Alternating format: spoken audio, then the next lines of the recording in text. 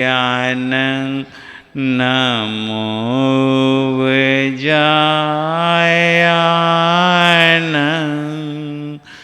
नमो लोए सब साहुन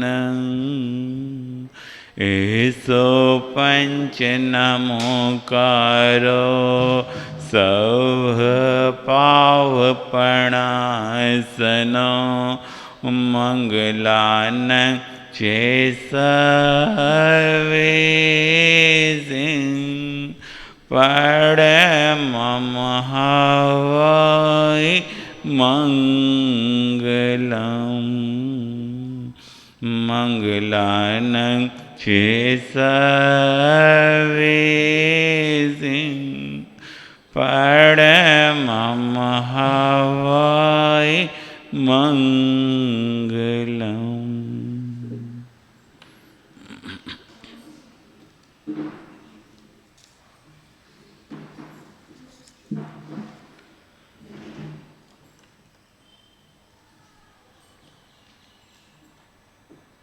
बोलिए भगवान महावीर स्वामी।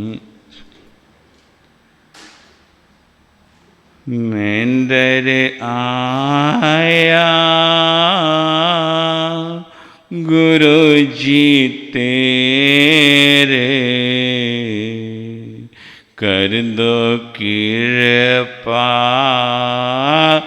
गुरु जी मेरे।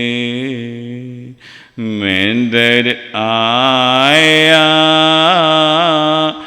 गुरु जी तेरे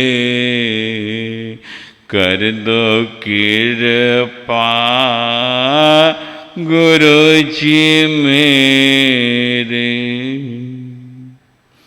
तेरे दर उते मोच बहारा तेरे दर उते मोज बहारा तन मन सब तेरे उतों वारा तन मन सब तेरे उतों वारा। हाथ रख दे सिर ते मेरे कर दो कृपा गुरु जी मेरे। हाथ रख दे सिर ते मेरे कर दो कृपा गुरु जी मेरे। मेंदर आया गुरु जी तेरे कर दो कृपा गुरु जी मेरे। तेरे दर उते पुल बख्शाणी है तेरे दर उते पुल बख्शाणी है। एह दुनिया आनी जानी है एह दुनिया आनी जानी है। माफ कर दो अवगुण मेरे कर दो कृपा गुरु जी मेरे। माफ कर दो अवगुण मेरे कर दो कृपा गुरु जी मेरे। मेंदर आया गुरु गुरु जी तेरे, कर दो कृपा गुरु जी मेरे। मेरे गुरुवर चौथे पद धारी हैं, मेरे गुरुवर चौथे पद धारी हैं। गुरु चरणों में वंदना हमारी है, गुरु चरणों में वंदना हमारी है। वंदन चरणी गुरु जी तेरे, कर दो कृपा गुरु जी मेरे। वंदन चरणी गुरु जी तेरे, कर दो कृपा गुरु जी मेरे। मैं आया गुरु जी तेरे, कर दो कृपा गुरु जी मेरे। जेड़ेंदर ते गुरु जींदे आंदने, जेड़ेंदर ते गुरु जींदे आंदने। मोह मंगिया मोरा दा पांदने, मोह मंगिया मोरा दा पांदने। चोली परंदे गुरु जी मेरे, कर दो कृपा गुरु जी मेरे। चोली परंदे गुरु जी मेरे, कर दो कृपा गुरु जी मेरे। मैं आया गुरु जी तेरे, कर दो कृपा गुरु जी मेरे। मुनि प्रभव का इतना है कहना, मुनि प्रभव का इतना है कहना।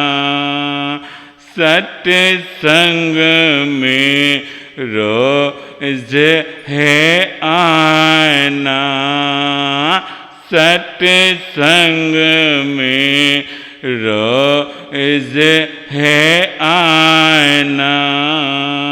सत्संग कर दे गुरु जी मेरे, कर दो कृपा गुरु जी मेरे। सत्संग कर दे गुरु जी मेरे, कर दो कृपा गुरु जी मेरे। मैं आया गुरु जी तेरे, कर दो कृपा गुरु जी मेरे। मैं आया गुरु जी तेरे, कर दो कृपा गुरु जी मेरे।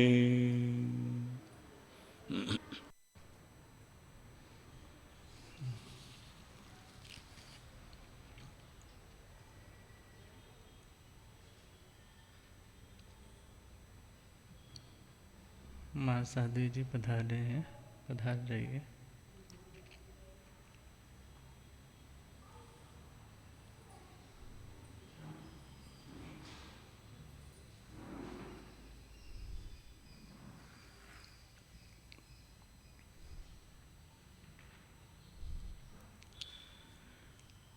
दाता तेरे सिमरण का,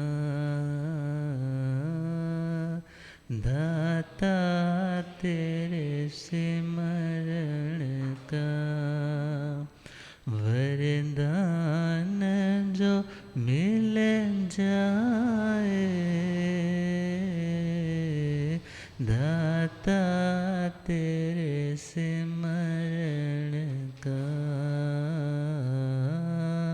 दाता तेरे सिमरण, वरदान जो मिल जाए, मुरझाए कली दिल के, मुरझाए कली दिल के, एक आन में खिल जाए, दाता तेरे सिमरण का, दाता तेरे। यह मन बड़ा चंचल है, सिमरण में नहीं लगता,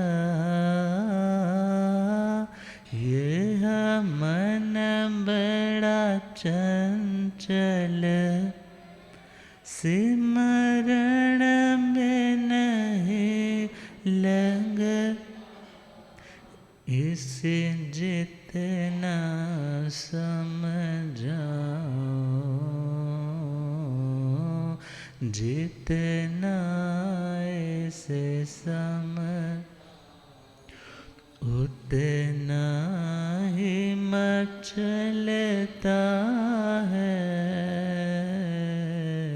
दाता तेरे सिमरण का,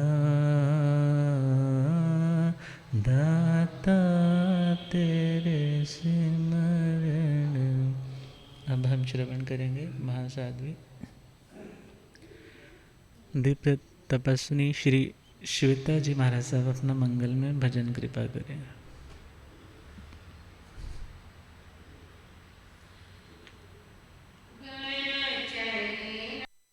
ठंडी ठंडी छा आओ विन सी बवालियो, गुरु चरण दी ठंडी ठंड छा आओ विन सी बवालियो, आओ विन सी बवालियो, आवे कर्मा वालियो, आन नसीबा वालियो, आवे कर्मा वालियो, गुरु चरण दी ठंडी ठंड छा आओ वे नसीबा, पावना दे नाल जेड़े दर उत्ते आंदे ने, दर उत्ते आंदे ने, पावना दे नाल जेड़े दर उत्ते आंदे ने, दर उत्ते आंदे, ਮੰਗੀਆਂ ਮੁਰਾਦਾਂ ਉਹ ਤਾਂ ਗੁਰਾਂ ਕੋਲੋਂ ਪਾਉਂਦੇ ਨੇ, ਗੁਰਾਂ ਕੋਲੋਂ ਇਸ ਦਰ ਉਤੇ ਅਲਖ ਜਗਾ। आओ वे नसीबां वालियो गुरु चरना दी ठंडी ठंड छा। आओ वे नसीबां वालियो गुरु चरना दी ठंडी ठंड छा।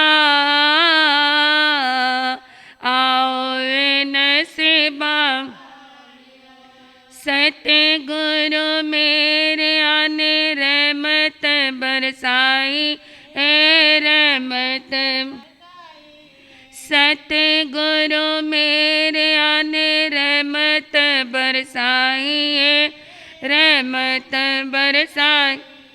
नाम वाली दात साडी चोली गुरा पाई है, चोली गुरा पाई है। नाम वाली दात गुरा साडी चोली पाई है, साडी चोली पाई है। तू भी दर उत्ते आके डेरा ला। आओ वे नसीबां वालियो तू भी दर उत्ते आके डेरा ला।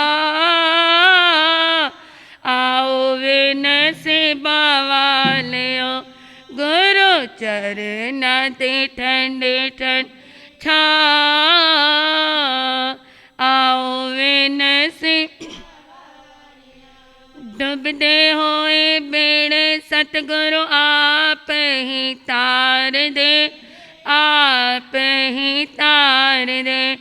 डुबदे होए बेड़े सतगुरु आप ही तार दे, आप ही तार। बिगड़े मुकद्दर एता आप सवार दे, आप बिगड़े मुकद्दर एता आप सवार दे, आप सवार।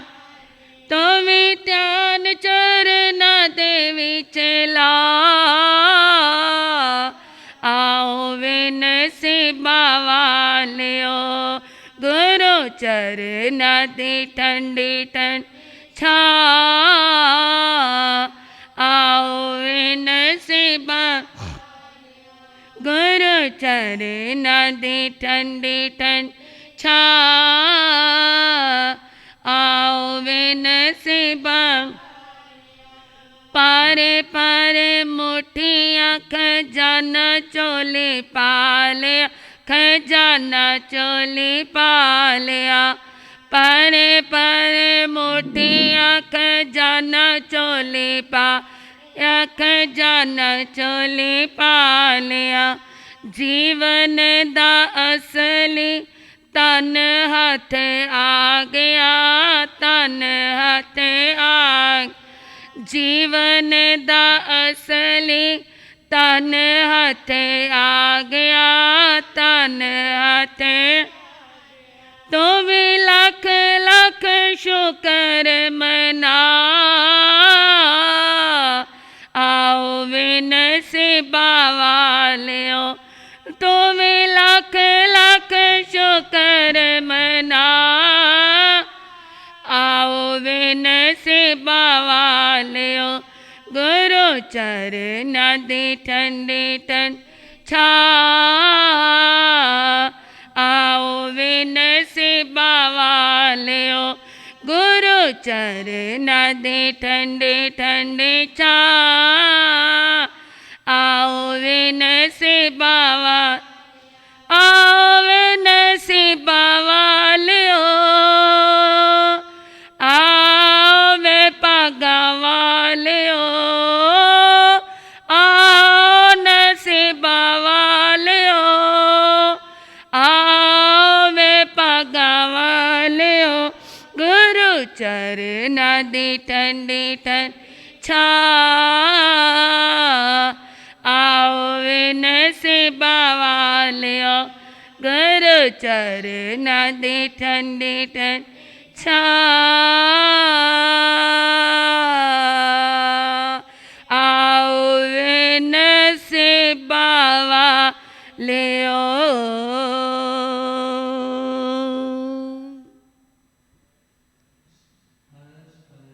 जय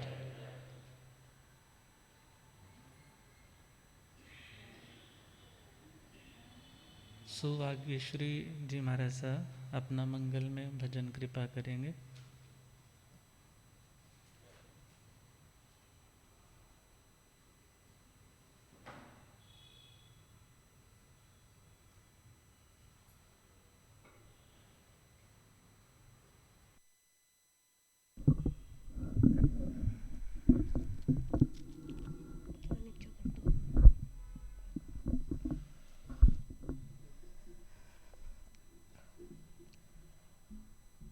नमो अरिहन्ताण नमो सिद्धाण नमो आर्याण नमो जयान नमो लोए सब साहुण ओम नमो अरहम ओम नमो अरहम ओम नमो अरहम ओम नमो अरहम रत्न तरी मार्ग है यही मोक्ष मार्ग है यही मोक्ष मार्ग है ओम नमो अरहम ओम नमो अरहम देव गुरु और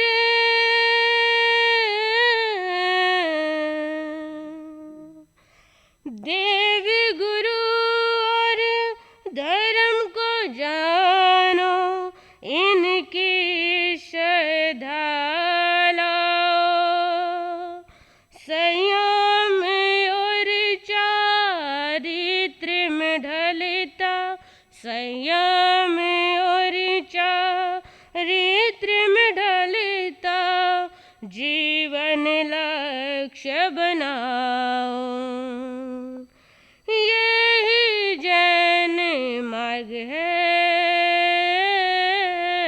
ओम नमो अरहम ओम नमो अरहम इष्ट देव ईश्वरीय गण अरिहंत सिद्ध हमारे ब्रह्मा विष्णु शिव हैं यही ब्रह्मा विष्णु शिव हैं यही राग द्वेष जयकारे ध्यान इनका भक्ति मार्ग है ओम नमो अरहम ओम नमो अरहम सम्यक ज्ञान हो सम्यक दर्शन हो सम्यक हो चारित्र भी ओम नमो अरहम ओम नमो अरहम पांच महावत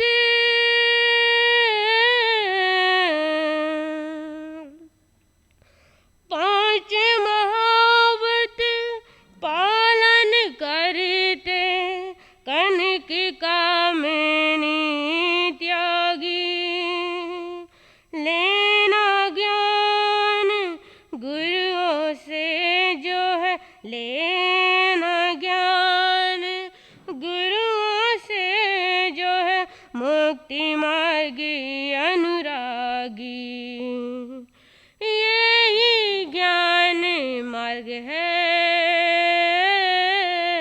ओम नमो अरहं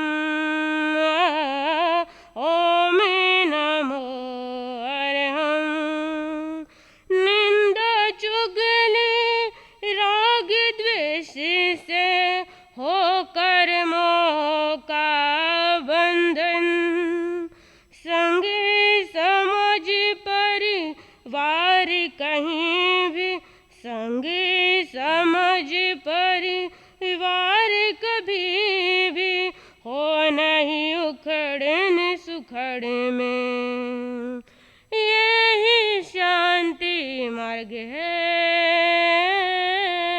ओम नमो अरहं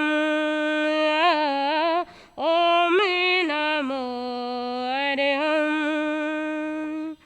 रत्न मार्ग है यही मोक्ष मार्ग है यही मोक्ष मार्ग है ओम नमो अरहं ओम नमो अरहं।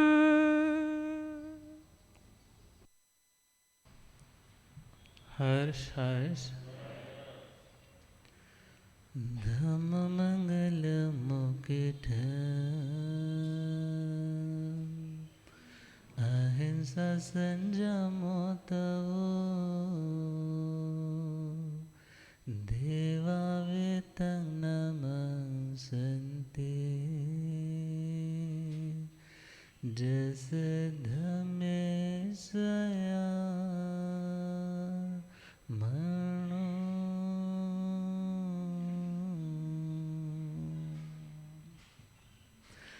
जे हाथ जोड़े गोरानो मेरी वंदना जे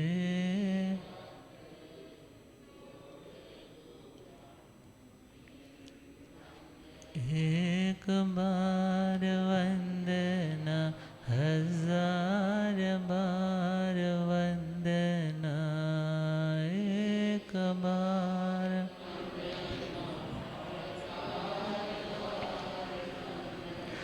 लाख बार वंदना करोड़ बार वंदना लाख बार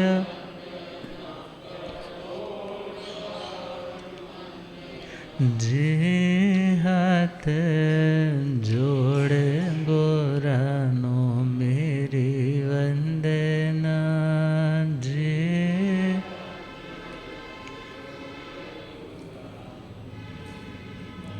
अनंत अनंत शांति के निकेतन शासनपति श्रमण भगवान महावीर स्वामी के पावन चरणवृंदों में हार्दिक भावना वंदन नमन। मेरे अंधेरे जीवन को रोशनी प्रदान करने वाले परम उपकारी आगम ज्ञान के भंडार आगम ज्ञाता आगम पुरुष जैन शास्त्र रतन हिमाचल केसरी उपाध्याय भगवंत श्रद्धि गुरुदेव श्री जितेंद्र मुनि जी महाराज साहब के पावन चरण कमलों में हार्दिक भावना वंदन नमन।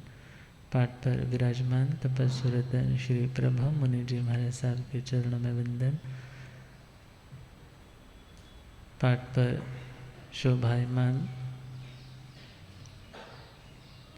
समता एवं सेवा की प्रतिमूर्ति महासाध्वी श्री पदम प्रभा जी महाराज साहब, आगम रसिका महासाध्वी श्री संतोष जी महाराज साहब, दीप्त तपस्विनी महासाध्वी श्री श्वेता जी महाराज साहब, हरियाणा सिंघनी महासाध्वी श्री सर्वज्ञ प्रभा जी महाराज साहब एवं कर्मठ साध्वी श्री समन्वय जी महाराज साहब, समस्त आदरणीय भगवती स्वरूपा महासाध्वी वृंद, धर्म सभा में उपस्थित धर्मानुरागियों, सुशीलवती माताओं एवं बहनों, असीम पुण्यदय से भाग्यदय से आप सबको जिंदगी को शांत स्टेबल बनाने के सूत्र श्रीमद् समवायांग जी सूत्र के आधार से मिल रहे हैं। 32वां समवाय 32 योग संग्रह। 7वां स्टेप हमने कल कंप्लीट किया, अज्ञात, अर्थात बिना दुनिया में चर्चा, बिना दुनिया में बताए गुपचुप अपनी तपस्या, अपनी साधना करते जाना। क्योंकि जो ज़्यादा बताता है फिर उसे लूटने वाले, रोकने वाले, टोकने वाले भी बहुत आ जाते हैं। और भगवान कह रहे हैं तुम साधना आत्मा के लिए कर रहे हो तो तुम्हें प्रदर्शन करने की आवश्यकता नहीं है। तुम ये तप जब कोई भी साधना है वो आत्म दर्शन के लिए कर रहे हो तो उन बातों की चर्चा अपने मुख से या उस तप जप के बदले में रिटर्न में किसी तरह का रिगार्ड या रिवॉर्ड प्राप्त करने की लालसा त्यागते हुए तप करना। अगला पॉइंट है अलोभ। अलोभ मीन्स लोभ का त्याग। जहाँ लोभ है वहाँ असंतोष है, जहाँ लोभ है वहाँ असंतोष है, जहाँ असंतोष है वहाँ अनस्टेबिलिटी है, वहाँ अशांति है, मानसिक चिंता बनी ही रहती है। और जहाँ संतोष आ गया, संतोष का मतलब यह नहीं है कि आप अपनी किसी परिस्थिति में जो इतनी अच्छी नहीं है आप मन मार करके बैठे हो। संतोष का मतलब है आपके पास जितने साधन है आप उन साधनों का अच्छी तरह से सदुपयोग करते हुए भी आनंद से रह रहे हो। अपने बहुत ही पीस के साथ आप विचरण कर रहे हो। संतोष का मतलब ये नहीं है कि मेहनत करने से आप अपने घुटने टेक रहे हो, बल्कि संतोष का मतलब है यदि जायज चाहिए उसके लिए तो तुम भागो, मगर जितना आवश्यकता से अधिक है फिर उसके लिए व्यर्थ में भाग दौड़ करने की आवश्यकता नहीं है। तो भगवान कहते हैं अलोभ आत्मा को साधना के मार्ग पे अविचलित होकर के बढ़ने का साधन, पराक्रम, बल प्रदान करता है। और जो व्यक्ति लोभी है वो तो कभी भी अपने मार्ग से विचलित हो सकता है। कहते हैं एक बार एक महारानी जिसकी सहेलियां बहुत है, बड़े घर वाले हैं तो बहुत जानकार भी बड़े बड़े लोग ही होते हैं, तो उसने कहा कि मैं घोड़ दौड़ लगाना चाहती हूँ, हॉर्स राइडिंग। और कहने लगे हम इसका एक बहुत बड़ा सा ऑर्गेनाइज्ड एक कंपटीशन रखेंगे और जो उसमें विजेता रहेगा उसको इनाम दिया जाएगा। और औरतों में अक्सर रहता है कि मैं फर्स्ट रहूं, मेरा नाम सबसे आगे होना चाहिए। और महारानी तो महारानी ठहरी और उसके मन में तो ऑलरेडी है कि मैं महारानी हूँ तो I should be on the first rank. और जो उनके साथ जो सहेलियाँ हैं उनमें एक सेठानी है। सेठानी ने जब सुना तो सेठानी ने समझदार व्यक्ति से बात की कि मैं फर्स्ट आना चाहती हूँ। मैं क्या आना चाहती हूँ? मैं फर्स्ट आना चाहती हूँ, मगर हॉर्स राइडिंग में वो बहुत परफेक्ट है, उसको बहुत अच्छे से सवारी करनी आती, बचपन से ही तो वो राजघराने में ही पली बड़ी है। तो समझदार व्यक्ति ने कहा तुम चिंता न करो, तुम विजेता बनोगे। अच्छा यूँ क्या करना, क्या होगा? तुम्हें कुछ नहीं करना, मैं अपने आप कर लूँगा। तुम्हें सिर्फ इतना करना है, अपनी जो 2-4 बढ़िया बढ़िया ज्वेलरीज है ना उनके बॉक्स मुझे दे दो, 2-4 ज्वेलरी के बॉक्स मुझे दे दो। कहने लगे कोई बात नहीं, तुम ज्वेलरी ले जाओ मगर मुझे फर्स्ट आना है। अब वो बात हुई, घोड़ दौड़ स्टार्ट होने लगी है।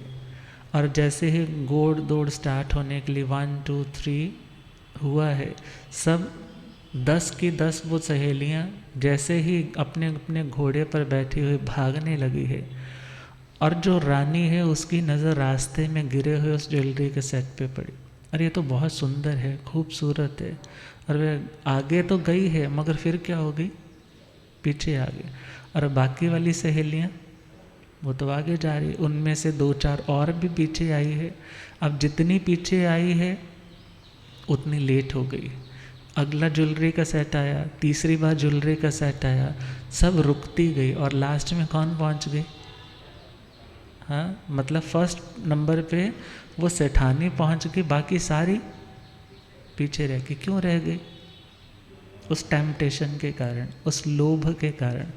लोभ आपको डाइवर्ट करता है, लोभ आपको अपने उस मार्ग से भ्रमित कर देता है। फिर तुम्हें वो मंजिल दिखाई नहीं देती, तुम्हें वही मंजिल दिखाई देती है। तुम पड़ाव को ही मंजिल मानकर वहीं रुक जाते हो। तो भगवान कह रहे हैं जब एक आत्मा साधना करती है तो साधना के बल से उसके पास आने वाले लोग भी बहुत हाई प्रोफाइल वाले आने लग जाते हैं। बड़े बड़े देवी देवता भी उनकी चरण और शरण में रहने लग जाते हैं। मगर यदि उस साधु ने या उस साधक ने उन्हीं को सर्वस्व मान लिया तो फिर वो साधना में आगे ग्रोथ नहीं कर पाएगा। वो तो उसी भ्रम में, उसी माया के जाल में उलझ करके अपनी साधना के उस लेवल से भी डाउन चला जाएगा। तो भगवान ने कहा कि हे आत्मा, तुझे संतोष भाव रखना, अर्थात जो है उसमें संतुष्ट रहना, आवश्यकताओं की पूर्ति के लिए प्रयास करना, मगर इच्छाओं की वृद्धि करने में अपनी आत्मा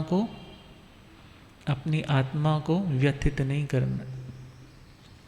और कहा जाता है संतोष अमृत तृप्ता नाम यत् सुखम शांत चेतसाम कुतस्तद्धन लुब्धानाम इतश्च धावता।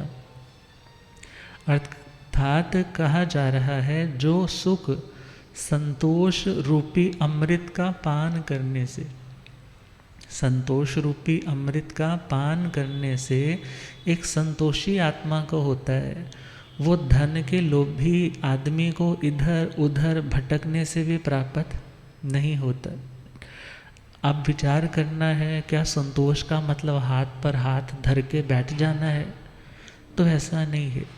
एक साधु भी भिक्षाचर्य के लिए घर घर जाता है, उसे वस्त्र पात्र इत्यादि चाहिए, उसकी भी अपनी आवश्यकताएं। जब एक साधु भी अपनी आवश्यकताओं से मुक्त नहीं हो सकता तो एक गृहस्थी कहाँ से हो सकेगा? मगर इतना है, गृहस्थी को अपनी इच्छाओं का परिमाण करना सीखना होगा। उसकी आवश्यकताएं कुछ डेली बेसिस पे होंगी, कुछ उसकी वीकली होंगी, कुछ मंथली होंगी, कुछ ईयरली होंगी, कुछ 10 ईयर की होंगी। उसे अपने हिसाब से चलना पड़ेगा, मगर एटलीस्ट उसे यह ध्यान रखना होगा कि मेरे साधन उतने हों कि मेरी साधना में विघ्न न डाले, मेरे साधन उतने हो कि उनकी मेंटेनेंस में मैं इतना वक़्त ना निकाल दूं कि मैं अपनी आत्मा को वक्त ना दे पाऊँ। तो भगवान का कहना कि हे आत्मा, यदि मोक्ष की सीढ़ी चढ़ना चाहते हो तो संतोष की सीढ़ी चढ़ना होगा। तुम्हें अपने साधनों में, आवश्यकता पूर्ति के साधनों में आनंद महसूस करना होगा। दूसरों के साथ कंपैरिजन करके अपने शांत मन को अशांत नहीं करना। और यदि शांति चाहिए तो इसी फॉर्मूले को अप्लाई करना होगा। और ध्यान देना है, जो संतोषी आत्मा है, सपोज करो वो थोड़ी देर भी दुकान पे जाता है और थोड़ी देर में बहुत कमा करके भी ले आता है। अब बहुत कमा करके लाया है तो ये तो है नहीं कि सड़क पर यूं ही फेंक करके आ जाएगा, लेकर आया है, मगर उसके साथ मन में संतोष है। संतोष आपको निर्लेप भाव देता है। निर्लेप भाव मतलब आप सांप की तरह कुंडली लगा करके उस धन के ऊपर अपना अधिकार नहीं जमाते, बल्कि आप सोचते हो यदि किसी को ज़रूरत होगी तो आई विल शेयर इट, मैं डोनेट करूँगा, मैं उसकी हेल्प करूँगा। और जो संतोषी आत्मा है, जो अलोभी आत्मा है, वो विचार करना होगा सोसाइटी में भी बहुत अच्छा कंट्रीब्यूट करता है। और दुनिया में जहाँ अराजकता फैलती है, जहाँ दंगे, यहाँ डकैतियाँ होती है, वहाँ पर विचार करना होगा उस दुनिया की अराजकता को जन्म किसने दिया? उस लोभी प्रवृत्ति के लोगों ने, जो चाहते हैं कि बस सब कुछ मेरे पास आ जाए, सब कुछ मैं ही इकट्ठा कर लूँ। और कुछ लोगों की मेंटालिटी होती ही यूँ है कि ये भी मिल जाए, वो भी मिल जाए, ये प्रॉपर्टी भी मेरे नाम आ जाए, वो प्रॉपर्टी भी मेरे नाम आ जाए, ये जगह भी मेरे को मिल जाए। तो ऐसे लोग इकट्ठा तो बहुत कर लेते हैं, मगर उसके पीछे धीरे धीरे सब रिश्ते हाथों से चले जाते हैं, पीस ऑफ माइंड चला जाता है। और फिर वह व्यक्ति सोचता है मैंने इतना कमाया किसके लिए, ना मैं किसी को दे पा रहा हूँ और ना ही कोई मेरे पास आकर के खुश होता है। अर्थात यदि शांति चाहिए तो उसे योग्य स्थान पर देने का भी भाव रखना होगा। उपाध्याय श्री अमर मुनि जी महाराज साहब ने एक इसी भाव को लेकर के एक स्टोरी लिखी है, सच्ची घटना है, कलकत्ता की है। और राजस्थान के किसी छोटे से गांव से बहुत ही मीगर रिसोर्सेज थे उस व्यक्ति के पास, गरीबी तंग दस्ती थे। अब ऐसी हालात में निर्धनता के कारण वो कलकत्ता की ओर मूव कर गया कि वहाँ जाके अपना बिजनेस सेटल करूँगा। बिजनेस बहुत अच्छा फ्लोरिश हो गया, बहुत अच्छा चलने लग पड़ा, एक ब्रांड नेम बन गया, खेतान जी करके उनको सब बुलाते हैं। और एक वक्त आया कि उस गांव में, जिस गांव से वो गए थे, उस गांव में गौशाला है और मगर आज गौशाला की हालत धीरे धीरे डाउन डाउन डाउन जा रही है। ना चारे की व्यवस्था है, ना इलाज की व्यवस्था है, ना पानी की, ना किसी भी तरह के उनके आहार की व्यवस्था है। अब लोग सोच रहे हैं कि हम किसके पास जाएं, तो ध्यान गया कि हमारे ही गांव का व्यक्ति आज कलकत्ता में बहुत अमीर आदमी है, हम उसके पास डोनेशन के लिए जाएंगे। और गांव के जो मुख्य लोग हैं, क्योंकि कोई भी संस्था किसी अकेले आदमी के हाथ की बात नहीं है, वहाँ पर तो सभी को जुड़ कर के काम करना पड़ता है। और जैसे ही वो सब लोग 5-7 लोग इकट्ठे होके वहाँ पहुँचे हैं खेतान जी के, आओ भगत की है और कहने लगे इस तरह गांव में गौशाला है, बहुत बुरी हालत चल रही है, आप हेल्प कीजिए। अब टरकाने के लिए उन्होंने क्या कहा कि अभी आप शहर वाले जगह पे जाइए, हमारी मेन गद्दी वहाँ पर है, तो मेन गद्दी वहाँ है, वहाँ आप साइन करवा लीजिए, जितना कहेंगे हम आपको दे देंगे। अब वो सारे के सारे बड़ी आशा लेकर के दूसरी जगह पर गए हैं और वो लोग कह रहे हैं आप क्यों उनकी बात में आ गए, मेन गद्दी तो वहीं पर है, आप जितना वो लिख देंगे मैं यहाँ से इशू कर दूँगा, मैं भी अपनी ओर से और दे दूँगा, मगर वहाँ वाले सेठ जी से आप एक बार फाइनल करवा लीजिए। वो सारे के सारे फिर वो लंबा रास्ता तय करके वहाँ तक पहुँचे। कहने लगे खेतान जी, हम आपके पास बहुत आशा उम्मीद लेकर के आए, इस तरह यदि टरकाना ही था तो शायद हम दोबारा आपके पास आने की कभी भावना नहीं रखेंगे। ज़रूरत है इसलिए आज आपके पास आए हैं, आप हमारे गांव के हैं, आप आज यहाँ पर आकर के बहुत समृद्ध हो गए हैं, तो हमने सोचा कि पैसा तो हाथों की मैल होती है, आप तो फिर कमा सकते हो, मगर आप इस तरह से हमें टरका रहे हैं वो हमें अनुकूल नहीं लग रहा। आप हमें फाइनली बता दीजिए, आपने कुछ देना है तो दे दीजिए, नहीं देना है तो भी कोई बात नहीं, हम दोबारा से फिर आपके पास ऐसी उम्मीद लेकर के नहीं आए। और इन रियलिटी उस व्यक्ति का जिगरा देखो, वो व्यक्ति अपने फर्स्ट फ्लोर पे जाता है, वहाँ एक छोटा सा ऑफिस बनाया है, वहाँ उसने अपना पुराना धोती कुर्ता लोटा रखा हुआ है। जब वो कभी फर्स्ट टाइम वहाँ पहुँच जाता, उसने वो सामान लिया और रजिस्ट्री का, दुकान की रजिस्ट्री का पेपर लिया, नीचे आया और उन लोगों से कहा ये रजिस्ट्री है इस दुकान की, ये सारी दुकान मैं आपको दान में देता हूँ, आपकी गौशाला ठीक चलनी चाहिए, मेरे गांव के लोग मेरे पास आए, उम्मीद लेकर के आए, मैं तो फिर दोबारा से स्टैंड कर जाऊंगा, मेरा ब्रांड नेम है पूरे कलकत्ता में, मैं दोबारा से फ्लोरिश हो जाऊंगा, मगर आप लोग आए हैं, आपकी यदि एक बार भावना टूट गई तो आप फिर दोबारा से उठ नहीं पाओगे। उसने सारी की सारी दुकान, भरी की भरी दुकान, चलती दुकान उनको डोनेट कर दी। मगर कौन कर पाएगा, कौन कर पाएगा? लोभ भी तो कभी नहीं कर पाएगा। कौन कर पाएगा? जिसके मन में संतोष है, जिसके मन में ये भाव है कि मैं कमा रहा हूँ, मेरा पुण्य उदय में है, मेरे पे कितनी कृपा है, हम इन्हीं लोगों से तो कमा रहे हैं, यदि ज़रूरत पड़े तो मुझे इन्हीं हाथों से इन्हें सौंपना भी, तो सौंप वही पाएगा। इस दुनिया के सर्कल को भी वही स्टेबल रख पाएगा, दुनिया में भी उस अराजकता को वही मिटा पाएगा, दुनिया में जहाँ जहाँ भी कोई डकैती या गलत धंधे हो रहे हैं उन पे लगाम वही लगा पाएगा। एक देखा जाए अच्छे राष्ट्र का निर्माण भी वही कर पाएगा जो कमाने के बाद सोसाइटी में कुछ शेयर करता जाएगा, देता चला जाएगा। मगर देगा कौन? जिसके मन में संतोष होगा, जिसके मन में संतोष होगा। वरना पैसा बहुत कमा लिया और मगर पैसा है दुख का कारण, कलेश का कारण, बच्चों की डिवीज़न हुई है, उसको थोड़ा सा कम क्या चला गया तो दोनों के मुंह क्या हो जाते हैं? मुड़ जाते हैं। तभी तो लिखने वाले ने लिखा, क्यों जोड़े मन मोड़े माया, क्यों जोड़े मन मोड़े। 1 लाख जोड़े 2 लाख जोड़े 1 लाख जोड़े, फिर भी कहंदा थोड़े माया, फिर भी कहंदा थोड़े माया। क्यों जोड़े मन मोड़े माया। अंदर वड़ ताले लांदा, अंदर वड़ तिया पुत्रा तो चोरे माया। क्यों जोड़े तिया पुत्रा तो चोरे।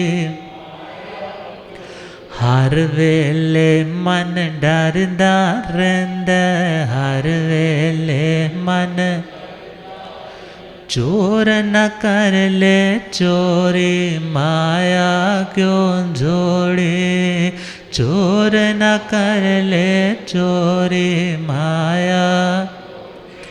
जोड़े जोड़े परे खजाने जोड़े, नाल न जावे कौड़ी माया। क्यों जोड़े नाल न जावे कौड़ी माया। क्यों जोड़े मन मोड़े। तो भगवान ने भी कहा कि हे आत्मा, शांति संग्रह में नहीं है, बल्कि जहाँ आवश्यकता है यदि तुम वहाँ अर्पित कर रहे हो, समर्पित कर रहे हो, अनासक्त भाव रख रहे हो तो शांति है। और तभी तो कहा तृप्ति कोश में नहीं है। कोश का मतलब आपका जो लॉकर है वो आपका रिजर्व बैंक है। तृप्ति कोश में नहीं है, तृप्ति संतोष में है। तुम्हें यह लाइन फिट करके रखनी होगी दिमाग में। कितना भी इकट्ठा कर लो, पैसा झगड़े का कारण बनेगा, पैसा अशांति का कारण बनेगा। कब?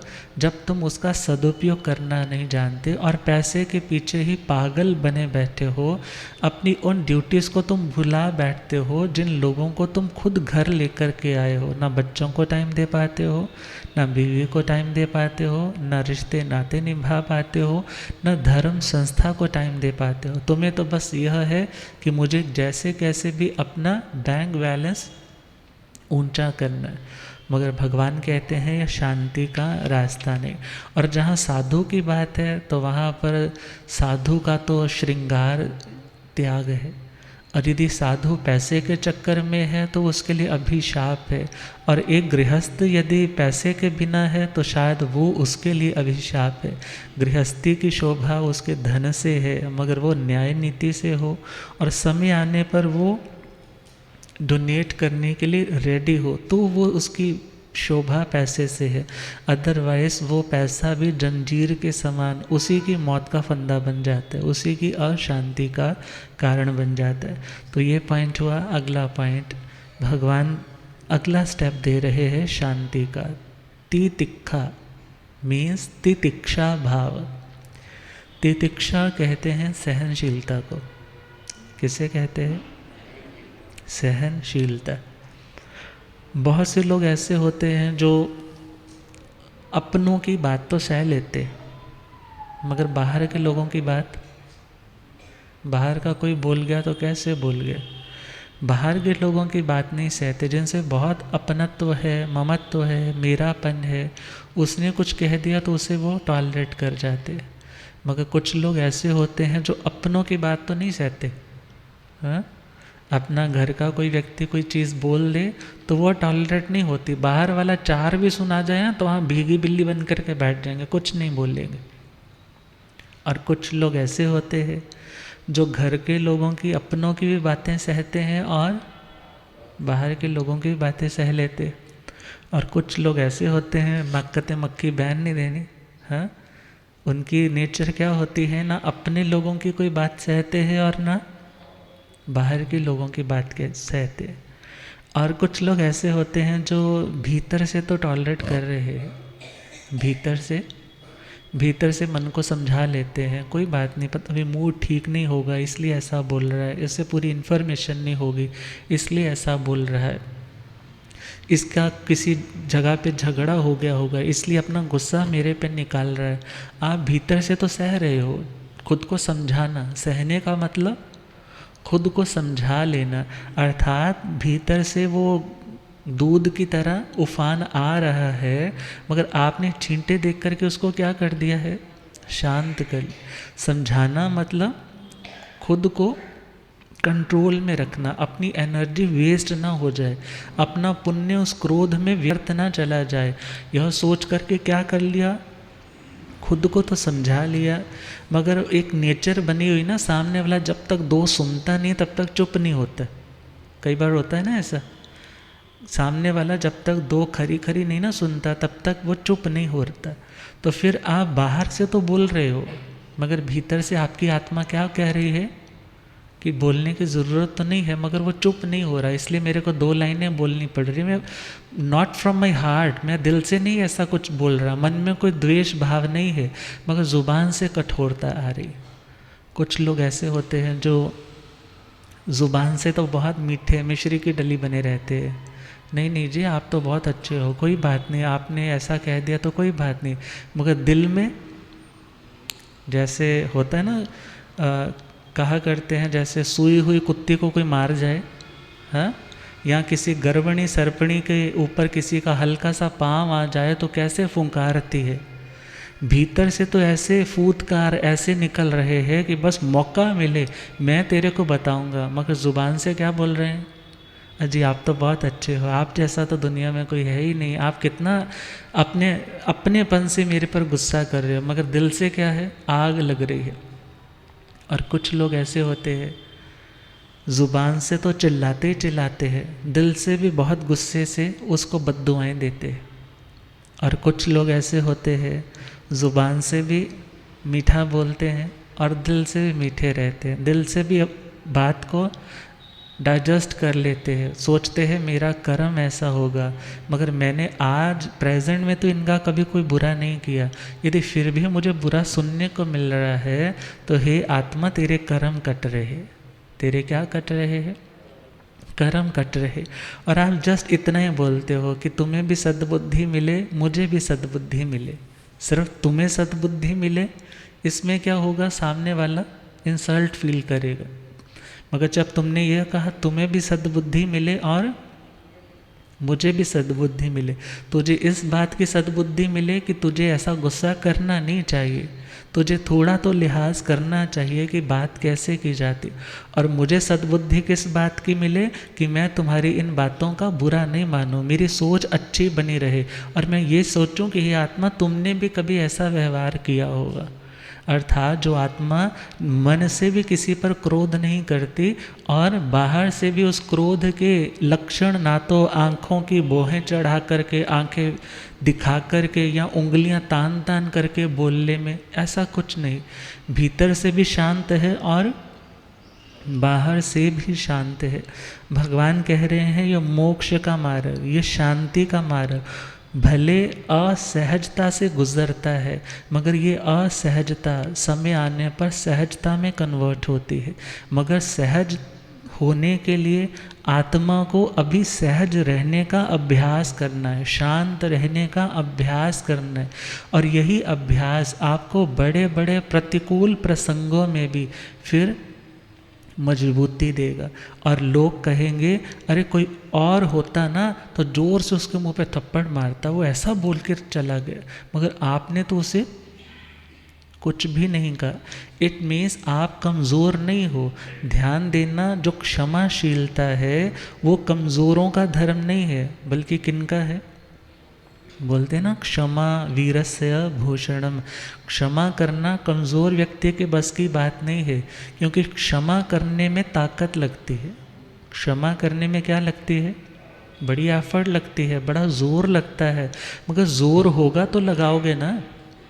यदि ज़ोर नहीं है, अब बच्चा तो भी 2 साल का है, उसको बोलो कि तुम ये 50 किलो वाला बॉक्स आया है उसको उठाओ, वो कैसे उठाएगा? और वही एक 20 साल का नौजवान है, उसको बोलो ये बॉक्स उठाना है, तो वो हिम्मत करके उसको।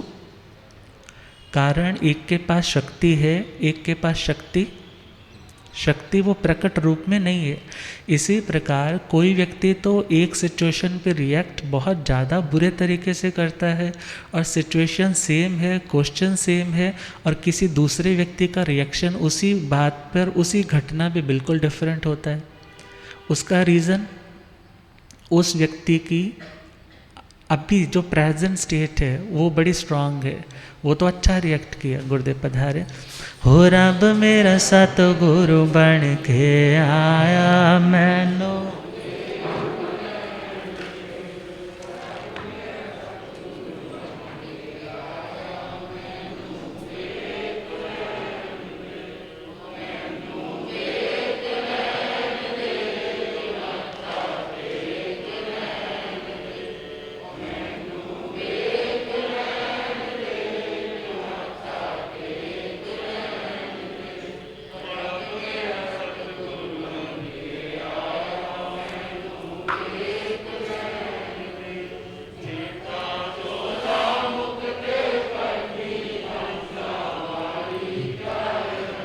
हो चिट्टा चोला मुख ते पट्टे हंसा वाले चाल, हो ते झुकदा है संसार मैनो, हो ते झुकदा है संसार मैनो। हो रब मेरा सतगुरु बन के आया मैनो, हो रब मेरा सतगुरु बन के आया मैनो। बोलिए आगम ज्ञाता आगम पुर जैन शास्त्रतन हिमाचल के श्री उपाध्याय भगवंत श्रद्धे गुरुदेव श्री जितेंद्र मुनि जी। तो भगवान का तो कहना है, जो उव समय तस अथि आराहण, जो अपने गुस्से पे नियंत्रण कर लेता है वो व्यक्ति तो मोक्ष की मार्ग की साधना आराधना में कन्वर्ट करके एक दिन अपने लक्ष्य तक पहुंच जाता है। मगर जो शांत नहीं रह पाता, बहुत से लोग कह देते हैं मेरे से गलत बात सहन नहीं होती, और बहुत से लोग ऐसे होते हैं जो अपनी इस लाइन का प्रयोग करके अपनी गलती को ढांपते हैं। बहुत से ऐसे भी तो लोग होते हैं, गलती अपनी है मगर मेरी गलती डिस्क्लोज ना हो जाए, 4 लोगों में पता ना चल जाए, और अपनी उस गलती को ढांपने के लिए क्रोध की शील्ड को यूज़ करते हैं। गुस्से से चिल्लाएंगे, सामने वाले के पहले हाथ पैर खड़े हो जाएंगे, भाई इसको कुछ नहीं को, इसको कुछ नहीं को। मगर ध्यान देना है, उसका ये क्रोध उसकी ये पर्सनैलिटी को ख़राब कर रहा है।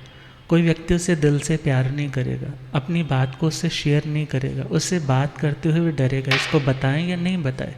भले वो ढेर सारे गिफ्ट्स तुम्हें प्रेजेंट कर रहा है, मगर यदि उसके गुस्से का नहीं पता, क्यों कहते ना क्षणे रुष्टा क्षणे तुष्टा, रुष्टा तुष्टा क्षणे क्षणे, अनवस्थे चित्ताना प्रसादोपि भयंकर। अर्थात जो व्यक्ति अनस्टेबल माइंडेड है, जिसका मन स्टेबल नहीं है, क्षण में तो खुश हो जाता है और क्षण में क्या हो जाता है पता नहीं अभी क्या हो गया। अभी तो बहुत हंस रहा था, अभी तो खुश था, एकदम से झगड़ा करने लग पड़ा, चिल्लाने लग पड़ा। और कहा ऐसे अनवस्थित मीन्स जिनका चित्त, जिनका मन, जिनका माइंड व्यवस्थित नहीं है, बैलेंस नहीं है, अच्छे से एक सीक्वेंस में स्टेबिलिटी के साथ नहीं चल रहा है, ऐसे लोगों का प्रसादोपि भयंकरा मीन्स प्रसाद प्रसन्नता। यदि तुम्हें गिफ्ट्स भी दे रहा है ना, तुम्हारे बारे में अच्छा बोल भी रहा है, तो भी तुम्हें उससे खतरा महसूस होता है, भय लगता है। क्यों? क्योंकि तुम स्टेबल नहीं हो। तो भगवान ने कहा स्टेबिलिटी कब आएगी? कोई चीज़ हिल रही है, उसको तुम कब संभाल पाओगे? जब तुम्हारे में जान है। और जब तुम्हारे में शक्ति नहीं है तो तुम उस भटक रही, डावाडोल हो रही सिचुएशन को नहीं संभाल पाते, तुम भी उसी की तरह अनस्टेबल हो जाते हो। तो भगवान कह रहे हैं मोक्ष के मार्ग पर बढ़ना है तो तितिक्षा भाव, सहनशीलता का भाव, उस स्ट्रेंथ को भीतर से जागृत करना होगा। हर बात का रिस्पॉन्ड करना ज़रूरी नहीं होता। ये सोचे कि मैं जो बोलने जा रहा हूँ क्या इतनी आवश्यकता है? नहीं है, चुप रह जाए। और फिर पूछे यदि 100 लाइन में बोल रहा हूँ क्या 10 लाइन में हो सकती है बात? तो 10 लाइन में सोचने में जितना टाइम लगाओगे, धीरे धीरे तुम्हारा रिएक्ट करने का जो तरीका है वो चेंज होता जाएगा और तुम धीरे धीरे अपने ऊपर कंट्रोल भी करना सीख पाओगे। मगर जब इंस्टेंट एक्शन, इंस्टेंट रिएक्शन के चक्कर में पड़ोगे तो हर चीज़ तुम्हारी अव्यवस्थित होती चली जाएगी। शांति चाहिए, शांति भीतर है, बाहर उसके मेथड्स मिल सकते हैं, उसके रेमेडीज मिल सकती है। उसे कैसे बनाना है, जैसे किसी डिश को बनाने का कुछ बनाना है तुम्हें तो तुम उसकी रेसिपी ढूंढते हो, रेसिपी मिल जाएगी, मगर उसको फॉलो किसको करना है? उसको फॉलो तो खुद करना होगा। सारा सामान हमारे भीतर है, मगर उस शांति को क्रिएट करना होगा, खुद पैदा करना होगा, और वो तब होगा जब उस रेसिपी को अच्छे से फॉलो करोगे। तो भगवान ने शांति के लिए क्या क्या सूत्र दिए, अशांत व्यक्ति क्यों क्यों होता है, उन बातों पे भी हम चर्चा करेंगे। आज के लिए इतना ही, गुरुदेव कृपा करेंगे। ओम शांति।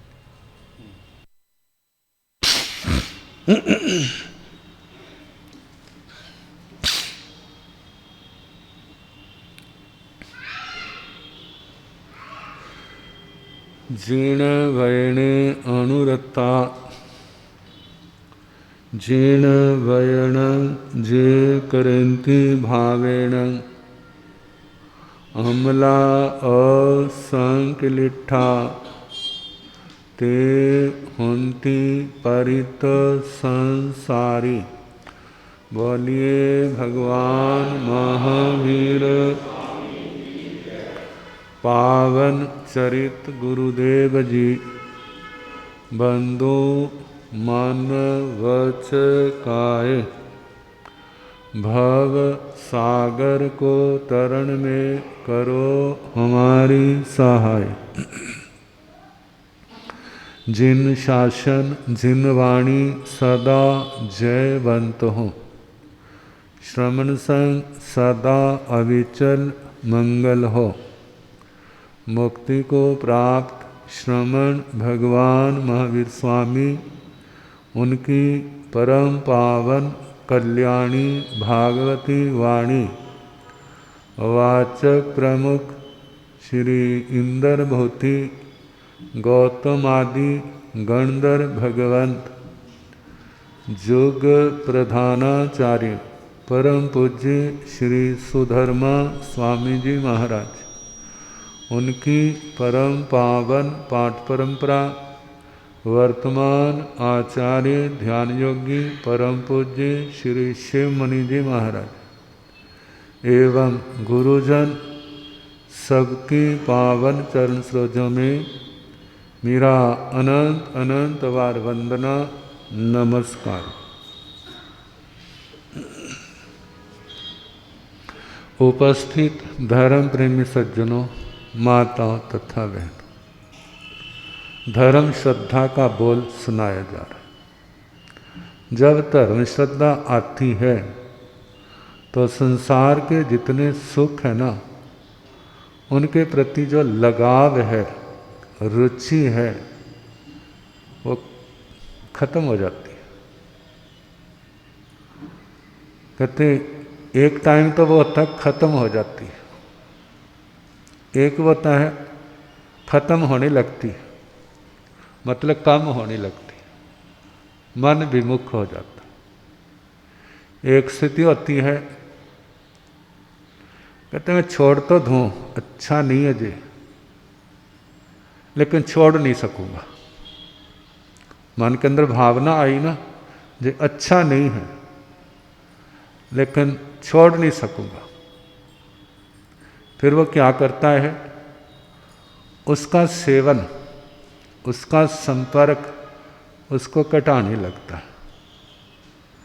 जैसे आप सुनते हैं ना, जब शालीभद्र जी को वैराग हो गया तो कितनी पत्नियां थी? 32। अब साधु बनने तो सबको छोड़ना होगा। एक तो ना झटके से, झटका तो नहीं लगेगा, एक एक रोज की छोड़ रहा है। और धन्ना जी, उनके अंदर तो वैराग तो था लेकिन एक ही पत्नी का मोह उनको आगे नहीं बढ़ने देता था। क्या मोह? इसने मेरे लिए सारे सुखों को छोड़ दिया और एक मजदूरन का रूप धारण किया। कौन सा? मिट्टी ढोने वाली, वो रूप धारण किया। इसलिए इसका कर्जा मेरे ऊपर बहुत है। अब मैं इसको कैसे छोड़ के जाऊं, जिसने मेरे वास्ते इतना बलिदान दिया। क्या बलिदान? वो शालीभद्र की बहन, अरबोपति की मालिक, भाई के पास जा सकती थी, नहीं मैंने नहीं जाना, मैं परिवार के साथ रहूंगी। परिवार मजदूरी करता है तो वो भी क्या करती है, वैसे ही काम, सारा सुख सुविधाएं छोड़ दी। जब सुभद्रा के आंसू पीठ पर पड़े तो उसने ऊपर देखा, कहते तेरे को क्या दुख है? कहते तुम तो अपने बिजनेस में लगे रहते हो, किससे कितना लेना कितना देना तुम्हें क्या पता है? कहते क्यों? कहते आपको पता नहीं मेरा भाई दीक्षित होने जा रहा है और एक एक पत्नी को छोड़ रहा है। 32वां दिन आएगा जब, तो वह क्या बन जाएगा? वो साधु बन जाएगा। कहते पियर का माँ बाप के बाद किसका नंबर आता है? भाई का ही तो आता है। जब पियर जाने की बात आती तो कितना उल्लास मन के अंदर होता है। चाहे भाई गरीब क्यों ना हो, फिर भी जो खुशी वहां पर होती है वो और जगह नहीं होती। मैं कहाँ जाऊंगी? समय की बात, तेरा भाई तो कायर है, एक ऐसा वैराग है, एक छोड़ रहा है। यदि वैराग आ गया है तो एकदम क्यों नहीं छोड़ देता? तो उसको तो ऐसे ना जैसे कट्टे के ऊपर नमक डाल दिया, मिर्चें डाल दी, एकदम लग गई। कहने लगे देखो जी, आप जैसे बड़े कह ही सकते हैं, कहने में क्या देर लगती है, लेकिन पता करने में कितना जोर लगता है, करने में कितना जोर लगता है। कहते भगवान मेरे रास्ते में तो तू ही रुकावट है, तू आज्ञा दे दे ना तो मैं मिनट में क्या हो जाऊं, जैसे पिंजरे से पंछी निकल जाता है ना वैसे चला। कहते मैं आज्ञा दे दूंगी तो आप बन जाओगे। और भगवान भोली थी, उसको भी पता नहीं चला। कहते लो दी आज्ञा, कह लो मैंने सबको छोड़ा। और उसी समय चल पड़े।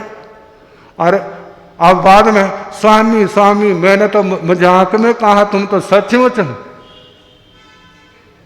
कहते बिल्कुल सचमुच। कहते ठीक है, हम भी चली तुम्हारे साथ। 8 क्या हो गई, और रास्ते में पहुंच गए थे, अंदर नहीं गए। आवाज दी, अरे शाली भद्र, मैं दीक्षा लेने जा रहा हूं और तेरी बहन भी साथ है और साथा दूसरी भी साथ है, तू लेट क्यों कर रहा है, चल जल्दी। कहते मेरा बहनोई तो आगे हो गया, एकदम झटका लगाया, चल पड़े। कहते लो मैंने भी सबको छोड़ा। पहुंच गए भगवान के चरण, दीक्षा हो गई।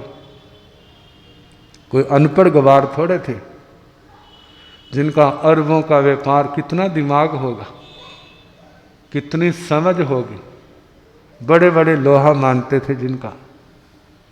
भगवान के चरणों में दीक्षित दुनिया के हैरान हो रहे हैं, अरे इनको सेठों को क्या हो गया, सब कुछ छोड़ करके क्या बनने, साधु बनने हैं।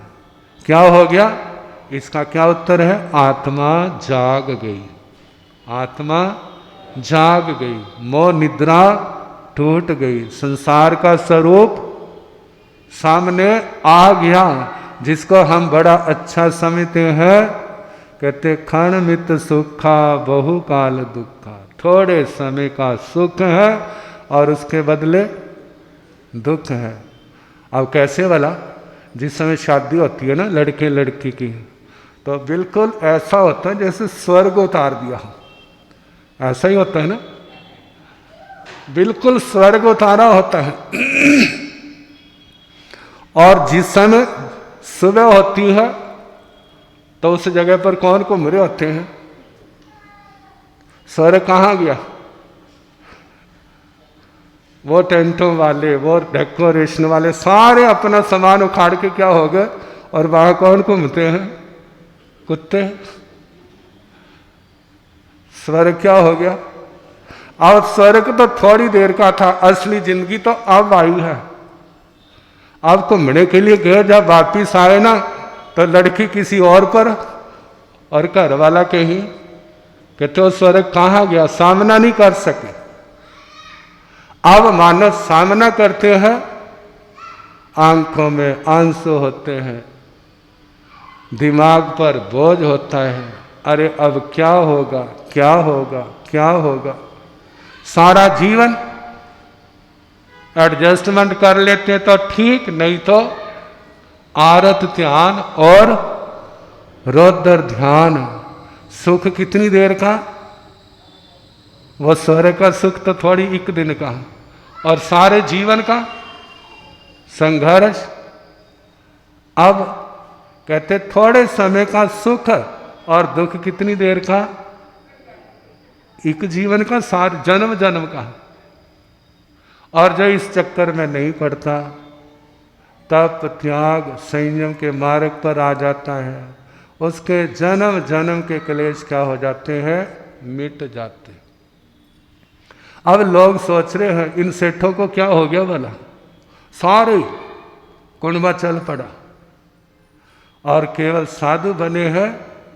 तो साधु बन के भी साधना, कहते जब दोबारा आए हैं, मास मास खमन की तपस्या और शरीर बिल्कुल बदल चुका है।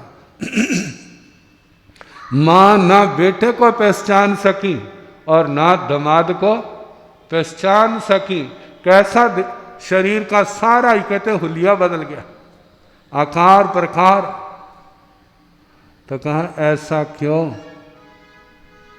भगवान कहते हैं जब ये श्रद्धा आ जाती है, संसार का स्वरूप सामने आ जाता है, तो कोई तो एकदम और कोई धीरे धीरे इस आसक्ति को कम करता है। जो एकदम इनसे विमुख हो जाता है, उसके जीवन में साधु जीवन आ जाता है। और जिसके जीवन में एकदम ऐसा नहीं आता, तो वो धीरे धीरे श्रावक वृत्ति, कोई देश विरति बनता है, कोई सम्यक दृष्टि तक रह जाता है। जितनी जितनी क्षमता है, वह सोचते हैं वो धन्य है जिनके जीवन में पूर्ण विराग आ गया, त्याग आ गया। मैंने कौन से पाप किए कि मेरे अंदर वो शक्ति जागृत नहीं हो रही। अब वह सोचते हैं क्या कर सकते हैं। जैसे आनंद आदि श्रावक भगवान के चरणों में आए, कहने लगे धर्म देशना सुन के, भगवान कितने लोग आपके जीवन में आप आते हैं और साधु जीवन ले लेते हैं, लेकिन मैं ऐसा नहीं कर सकता, मैं श्रावक वृत्ति लूँगा। और जो श्रावक वृत्ति भी ले सकते हैं, कहते हैं हम सम्यक दृष्टि बनेंगे, इस मार्ग की अनुमोदना करते हैं, जो आपने कहा बिल्कुल ठीक है। और कितने ऐसे वो भी नहीं ले सकते, अपना अपना क्षोभशम, अपने अपना आत्मा की निर्मलता, मैलापन, जिसके अंदर जितनी योग्यता होती उतना त्याग के मार्ग पर आ जाता। तो बात चली थी जिस समय जितने संसार के सुख हैं सब विषय सु रज्जमाणे भी रज्जई, सभी विषयों के प्रति जो आसक्ति थी उसको छोड़ देता है। अब उसका घर के अंदर भी है, खाने की भी दृष्टिकोण बदल गया, पीने का भी दृष्टिकोण बदल गया। अब रस के लिए भोजन नहीं करता, शरीर को चलाने के लिए करता है। यदि हम भोजन नहीं करेंगे, पानी नहीं लेंगे, जो शरीर रूपी गाड़ी हमारी चलेगी नहीं, क्योंकि बिना पेट्रोल के गाड़ी भी नहीं चलती। इसी प्रकार ये शरीर भी नहीं चलता। बस अब रस की और स्वाद की ओर ध्यान नहीं है, रंग रूप की ओर ध्यान नहीं है, अब किसकी ओर है? आत्मा की ओर ध्यान है। जब आगे बढ़ते हैं, विराग बढ़ता जा रहा है, तो कहा अगार धम्मं चरणं चय। जब ऐसी परिपक्वता आ जाती है, वैराग्य भावना जब ऐसे शिखर पर पहुंचती है, तो घर गृहस्थी को छोड़ दे। कहते करना क्या है, कि कोई चाहना ही नहीं है, छोड़ दो। गुरुजी महाराज सुनाया करते थे, किसी को वैराग लग गया तो पुराने ज़माने में ऐसी कहावत थी कि ओसवाल लोग ना दूसरे को दीक्षा दिला देते हैं, लेकिन जब अपने बच्चे का नंबर आता है ना तो सारे पीछे हट जाते। तो ऐसे वैराग लग गया। अब घर आके कहा मैंने दीक्षा लेनी है। कहते खबरदार दोबारा नाम लिया तो तेरा स्थानक में आना जाना बंद कर देंगे। कहते नहीं मैंने दीक्षा लेनी। तो घर वाले कहने लगे अच्छा ठीक है, घर में साधु बन के दिखा दे। कहते घर में साधु बन गया, फिर साधु बन के क्या करेगा? वो साधना घर में ही हो जाती, फिर साधु क्यों बनते? चलो कोई बात नहीं। जितने काम धंधे थे सारे उसने क्या कर दिए? बंद कर दिए। किसी ने कहा कि नाश्ता कर लो, बैठ गया, जो डाला उसने खाया, फिर अपना समायिक ली और शास्त्र स्वाध्याय में, धर्म ध्यान में, बोल विचार में लग गए। बस चल रहा है। दोपहर आई, कहा खाना बन गया, खाना ले लो, जो डाला खाया और क्या हो गया। और कितना समय ऐसे निकल गया और वो बड़ा आत्मा में प्रसन्न है, चलो कुछ तो कर रहा। एक समय ऐसा आया, उसकी दादी माँ थी प्रज्ञा चक्षु, दिखाई नहीं देता था। तो घर के अंदर आजकल के गैस के चूल्हे नहीं होते थे, वो चूल्हे होते कि अगली साइड होती कि पिछली साइड होती थी। तो गांवों में जो आज भी दृश्य देखने को मिल जाते हैं जहाँ ईंधन जलता, दूसरे लकड़ियाँ। तो क्या था, पशुओं के लिए बिनोले वो तैयार किए थे, उबाले हुए थे, और उधर बाजरे की खिचड़ी थी। तो माँ को काम पड़ गया, कहने लगे, सास को कहा माँ जी मैं जा रही हूँ, जब खाने का समय आएगा ना तो आपने बेटे को भोजन खिला देना। जब वह समय आया, दादी माँ ने आवाज़ दी और उसने थाली ली। थाली के अंदर वो खिचड़ी की जगह उसने क्या डाल दिए? बिनोले डाल दिया, और उसके ऊपर कोई असर बड़ी समाधि से वो सोचता है। पशुओं को जो मिल जाते हैं ना तो उनकी तो दिवाली मानते हैं, कितने खुश होते हैं वो। आज ये भी खा के देखो। और जो अमल तपस्या है, अमल के अंदर भी क्या होता है, शरीर के पोषक तत्व उन बिनोलों के अंदर भी है। आपका जो वनस्पति घी है किस किस से बनता है, पहले तो इन्हीं से बनता था ना। अब आगे साइंस बहुत तरक्की करी, कहाँ कहाँ से वो तेल निकालने लग पड़े, उसको जमाने लग पड़े हैं। जो फलाने का घी है, जो फलाने का घी है, फलाने का घी। बड़ी समाधि से वो भोजन खाया और अपने समय के लेकर स्वाध्याय में चले गए। जब कुछ समय के बाद माँ आई और उसने देखा बर्तन, खिचड़ी वाला बर्तन कैसा है, वैसे का वैसा। और दूसरा बर्तन देखा तो वो क्या है, ऊना है। सास के पास है, कहते माँ जी बेटे ने भोजन नहीं किया, कहते कर लिया। कहते कर लिया है तो खिचड़ी का बर्तन तो भरा पड़ा है और बिनोले का ऊना है। कहते बिनोले डाल दिया। कहते खिचड़ी डाली थी। कहते खिचड़ी की जगह क्या चला गया। कहते कुछ कहा नहीं। कहते उसने कुछ नहीं कहा। अब कहते जिस आत्मा की ऐसी स्थिति है, जिसको बाजरे की खिचड़ी में और बिनोले में कोई अंतर नहीं दिखाई दे रहा, अब उसको घर के अंदर रोकना भी उसके प्रति जुल्म है और एक पाप है। कहते हैं हम इतना शास्त्र सुनते हैं लेकिन हमारे मोह के बंधन कितने गाढ़े होते। अब परिवार को कहा अब आज्ञा दे दो, और उसके बाद आज्ञा दे दी। उसके बाद क्या हो गए, दीक्षा हो गई। संयम पाला, अपनी आत्मा का कल्याण कर गए। तो कहा अगार धम्मं चरणं चाहिए। जब ऐसी दृष्टि आती है तो फिर वो घर गृहस्थी के, अगार धर्म क्या होता है, गृहस्थियों का धर्म, आरंभ समारंभ, 18 पाप, कोई कम कोई ज्यादा, इनका सेवन किया जाता है। तो जिस समय धर्म श्रद्धा आत्मा के अंदर आई और वो बढ़ने लगी, बढ़ते बढ़ते एक दिन वैराग का रूप धारण किया। जब वैराग उत्कट रूप में आया, चक्रवर्ती की रिद्धि को क्या कर देते हैं, छोड़ देते हैं। तीर्थंकर भगवान जब घर में होते हैं तो कितना कुछ होता है, सब कुछ छोड़ देते हैं। कितने सेठ, सेनापति, सेठानियाँ, रानियाँ, महारानियाँ, अंतगढ़ में सुनते ही है ना, शास्त्रों में सुनते ही है, कितना कुछ जो कुछ सब कुछ छोड़ देते हैं।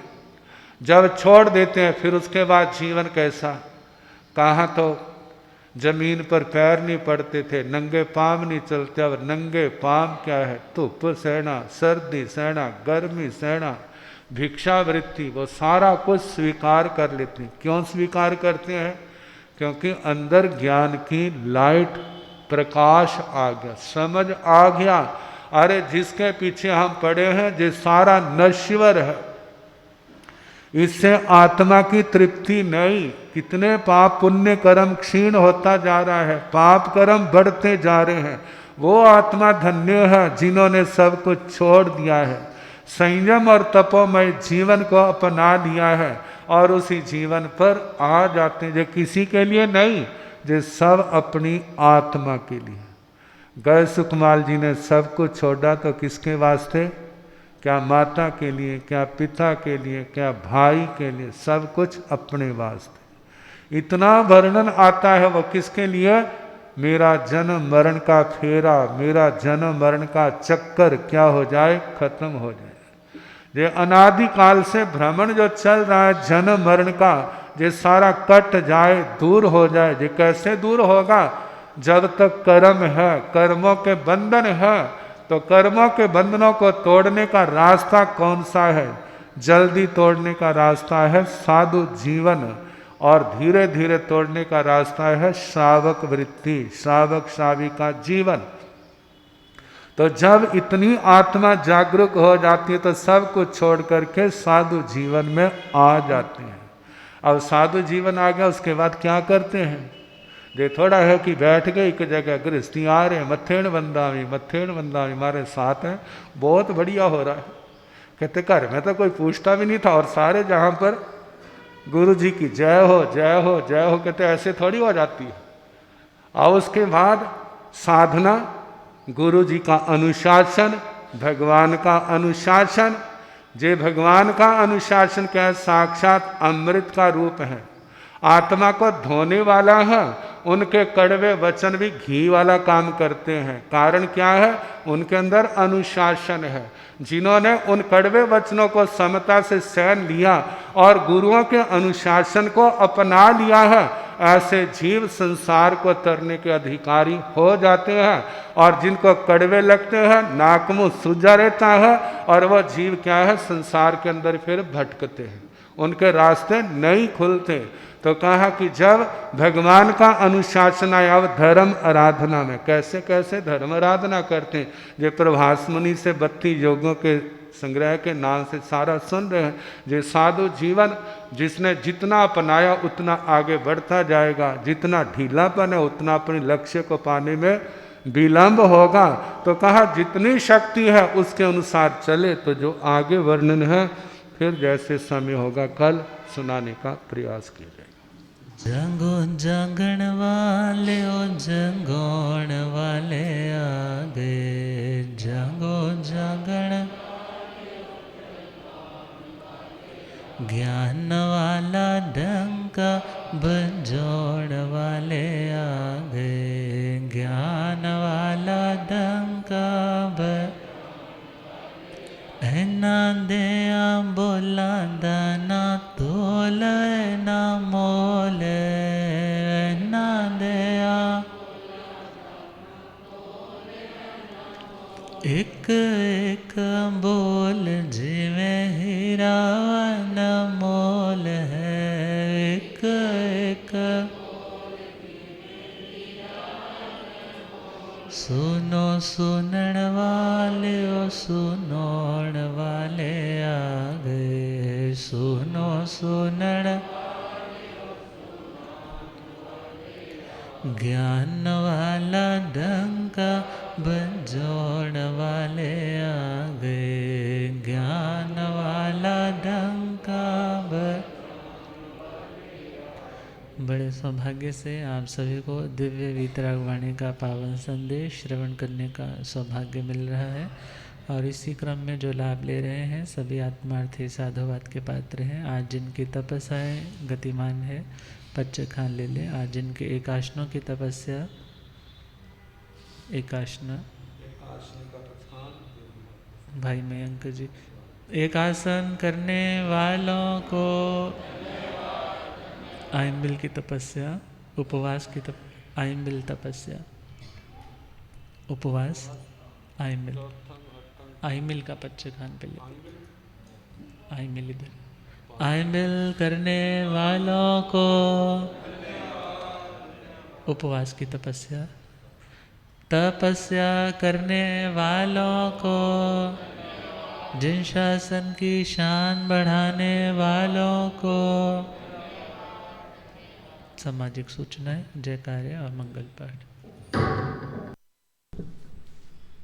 परम श्रद्धेय आगम ज्ञाता आगम पुरुष हिमाचल केसरी उपाध्याय भगवान पूज्य गुरुदेव श्री जितेंद्र मुनि जी महाराज, उग्र तपस्वी परम सेवा भावी पूज्य गुरुदेव श्री रमन मुनि जी महाराज ठाणे 6, उप प्रवर्तनी महासाध्वी श्री ओम प्रभा जी महाराज ठाणे 7, आगम रसिका महासाध्वी श्री संतोष जी महाराज ठाणे 4, हिमगिरी रत्ना महासाध्वी श्री महक जी महाराज ठाणे 4 के पावन पवित्र चरणों में वंदना नमस्कार करके सुख साता पूछते हैं और आपके स्वास्थ्य की शुभ मंगल कामना करते हैं।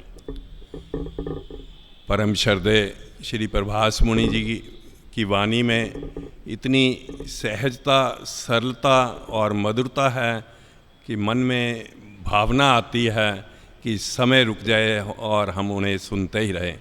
ये हम सबके भाग्य उदय से, उपाध्याय भगवान की कृपा से हमें ये शुभ अवसर प्राप्त हुआ है।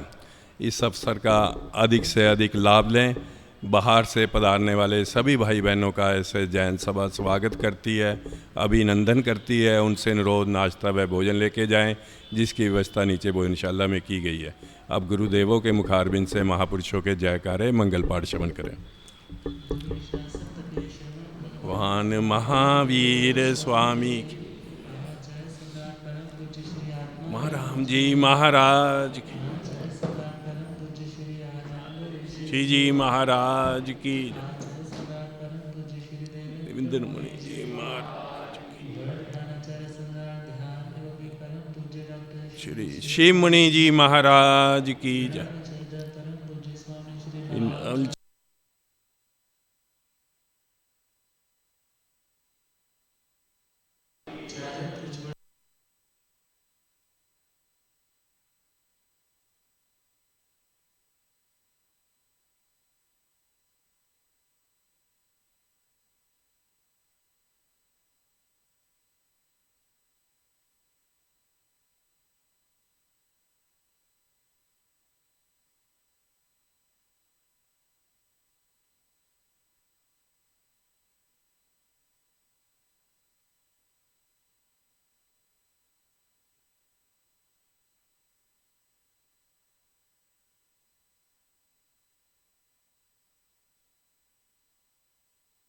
नमो अरिहंताणं नमो सिद्धाणं नमो आयर्याणं नमो ओवझायाणं नमो लोये संसाहोणं ऐसो पंच नमोकारो सवपावपणसणो मंगलाणं च सम्मे सिंह परमं हवाई मंगलं श्री चतारि मंगलम अरिहंता मंगलं सिद्धा मंगलं साहो मंगलं केवले पुनतो धम्मो मंगलं चतारि लोकोत्तमा अरिहंता लोकोत्तमा सिद्धा लोकोत्तमा साहो लोकोत्तमा केवले पुनतो धम्मो लोकोत्तमा चतारि शरणं प्रवज्जामि अरिहन्ते शरणं प्रवज्जामि सिद्धे शरणं प्रवज्जामि साहो शरणं प्रवज्जामि केवले पुनतं धम्मं शरणं प्रवज्जामि। चार शरण सुख करने दुख करने मंगल करने और शरण नहीं कोई, जो भव प्राणी आचर्य अक्षय अमर।